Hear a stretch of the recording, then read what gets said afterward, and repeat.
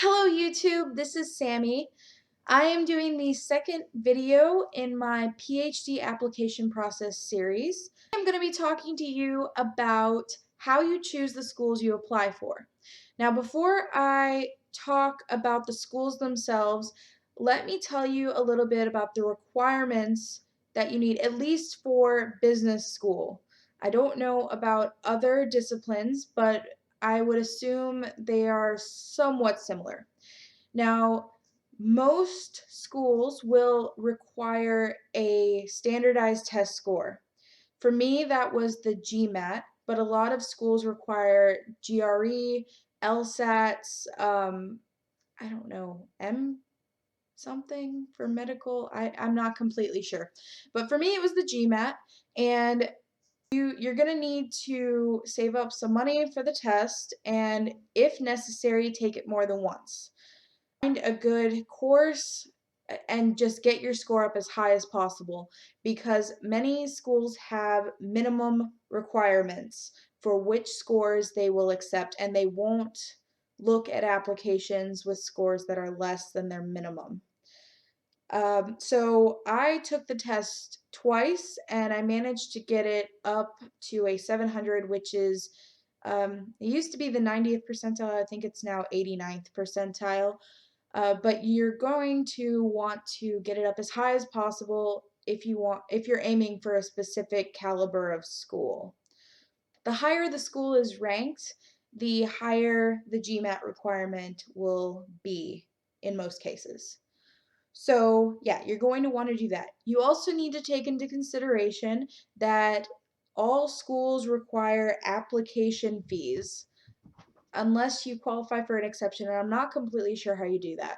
I didn't qualify for any exceptions. So most application fees are between $30 and $100. If you apply for schools in other countries, they're usually more expensive. I applied for a few in Canada, and they were more expensive because I was an international student.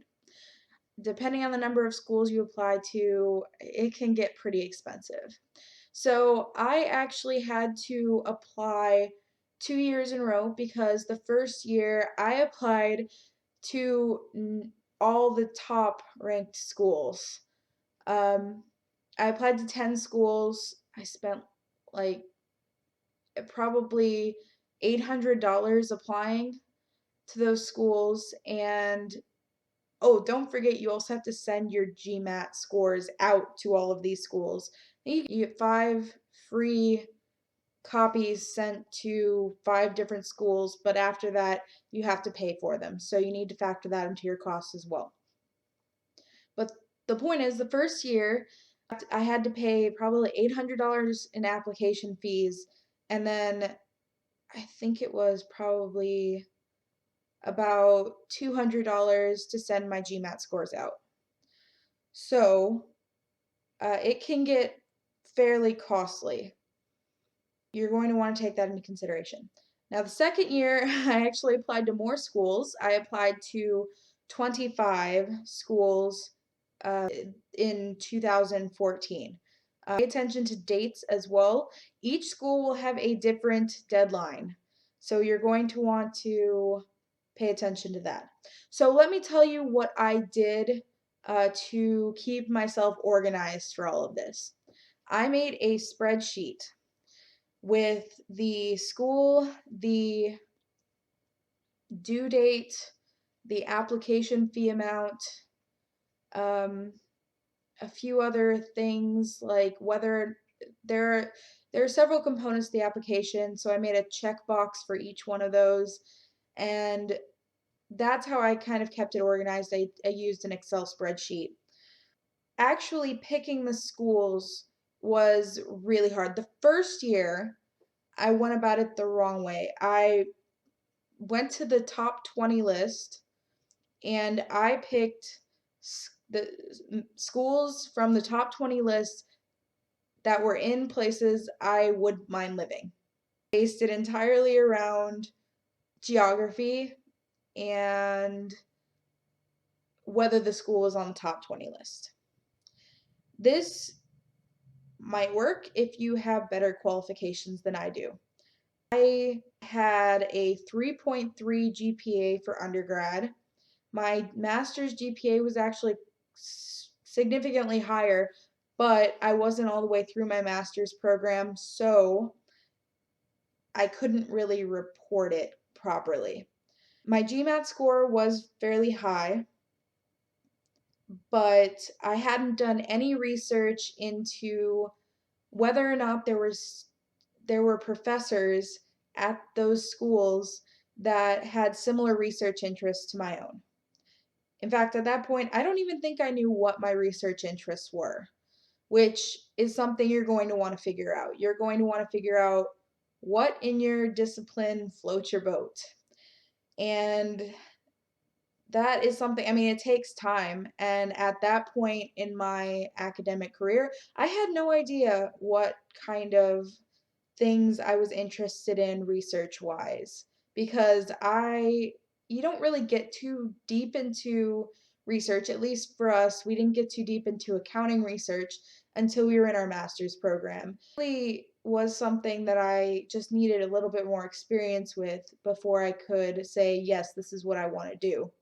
And because of that, I couldn't figure out which professors I wanted to work with at which schools. And so I just picked the top 10. The second year, after I got, yes, I got 10 rejection letters, um, and I was completely crushed. But you can't let that stop you. The second year, I applied to 25 schools, and this time I started with a list of every single school in the United States and Canada that had an accounting PhD program. And then I went through and I'll admit I eliminated places that I wouldn't want to live. Um, and that narrowed it down to maybe 80 schools. And then I went through and I went to each school's website and I researched their professors to see which ones had matching research interests. This took me about 6 months, and I still wasn't done with it when I started applying for schools because I started doing this list at the beginning of June of 2014. I started at the beginning of June 2014. My last application was sent in sometime in January of 2015. So I was still deleting schools from the list right up until the very last moment. It took forever, especially since I was doing school at the time and working. It was a very time consuming process. But if you want to pick the best school for you, you are going to have to put that time and effort in because it is so important, not just for you, but for your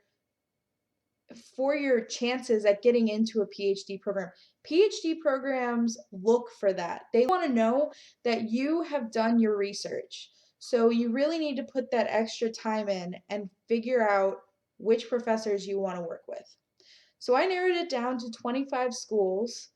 And honestly, by the end, I mean, I think I had 35 schools on there in December. And at the end I was like, okay, I'm not going to get to those before the deadline. So I just started eliminating schools that I really wasn't going to get to before the deadline. Luckily it worked out. I ended up at a great school. Don't leave it to the last minute. I took a little bit longer than I should have with that. If I had just gotten it all done over the summer, then it wouldn't have been an issue. But I mean, it was very time consuming. You also have to look at the curriculum of the program itself. For accounting programs, most of them have 4 or 5 core classes, and then you get to pick your mix of statistics and economic classes, and maybe some psychology classes because there are behavioral accountants. So you have to look at the core classes offered as well as the fact that for accounting at least, there are different types of degrees.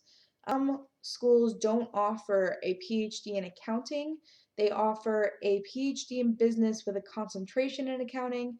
Now, I still have not gotten a clear answer on what the difference is, but my professors down in Florida said there was one. Um, Other people I talked to said wasn't a difference. Pay attention to that. Other things you need to think about. You do need to think about where the school can place you once you've graduated. So,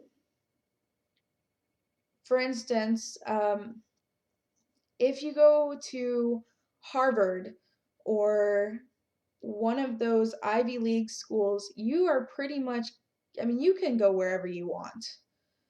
But if you go somewhere a little bit less prestigious, then you aren't going to be able to get into as many places. So you have to think about where you want to end up eventually, because if you don't, you might end up unhappy in the long run. This entire thing is really very much so a long-term game. You have to think about where you want to be 5 years from now, and you have to make those decisions today. And it is difficult because I mean, I'm 24. I really I can't imagine I'll be almost 30 in 5 years, and I can't even imagine that. So it's really difficult to think about where I'm going to want to live for once you're there. You're there. I don't know too much about changing jobs once you're a professor, but I can imagine it's a bit hard to get tenure if you change schools too often. So you do need to pay attention to that. And you can usually find that out by either looking at their website. A lot of them have previous placements on their website, or if you can't find it there, you can email the PhD coordinator, and they'll probably they can probably give you a list. Things you need to consider. Currently, there's a shortage of accounting PhDs. So, right now, most schools they waive the tuition for accounting PhD students. And I think this is true among most of the business PhDs. I know that's not the case for other PhDs, and you do have to consider tuition. So that is also something you should consider. For me, it wasn't an issue because my tuition is completely paid for the next 4 years. Those of you who aren't as lucky, you will need to consider that. I get a stipend for the next 4 years. Some stipends were higher than others, some were lower than where I currently am. And you have to consider the cost of living wherever you end up, because there was one college where the stipend was $20,000, but the cost of living was at least 2.5 times where I was living 2 months ago. I mean, it was a lot higher, and $20,000 really wasn't going to get me very far. So I had to take that into consideration when I decided to apply for that program. Okay, you also need to think about, and this is kind of in the same vein as placements. You need to think about the place you go to school determines how high up the food chain you are academically speaking. And the higher up the food chain you are academically speaking, the higher you get paid. The average salary for an accounting PhD is about $150,000. If you're in the top tier school, the salaries double. I mean, if you go to an Ivy League school and then you get a job at an Ivy League school, you're probably going to start out at $300,000. So that's a huge difference in pay. I mean, you also have to think about cost of living. I mean, because the cost of living up in New England is much higher than it is like down in Florida. So you do have to consider that as well. But I mean, just you have to think about where you want to be on that ladder. Now, of course, those higher paying positions require a lot more research. So you have to think about that as well. But that's just another thing you need to consider before you apply for your PhD. Time requirements. So most PhD programs work like this. You take classes for the first 2 years, and then you take your comprehensive exam, and then you write your dissertation for the last 2 years. Of course, that stage is kind of growing longer, um, but hopefully, if you're diligent, you can get out in 4 years. So you have to consider what other time constraints you're going to have. Most PhD programs will also require that you work about 20 hours a week. Now, it depends on the semester. Some semesters you will be a teaching assistant, and some semesters you will be a research assistant. Depends on where you want your focus to be. If you want to go to a teaching school, then a school with more teaching assistant positions would probably be the right fit for you. Most of the time, you're going to want to go to a school that limits the number of times you are required to be a teaching assistant. The school that I ended up at has a maximum of 2 times that you can be a teaching assistant. The reason they do that is because you are not there to learn how to teach. You are there to learn how to research. Teaching is something that you can learn later, and it's really not something that they want to spend money for you to learn. They want to teach you how to research so that you can put their name on future papers. Trying to create the best product they can, and research sells. So go to a school where you are going to be a research assistant for most of your time there, because it will benefit you in the long run. Okay, I think that's all the advice I have on this topic. It looks like it's going to be a very long video, but hopefully it'll be worth it for someone. We'll talk to you guys later. Bye!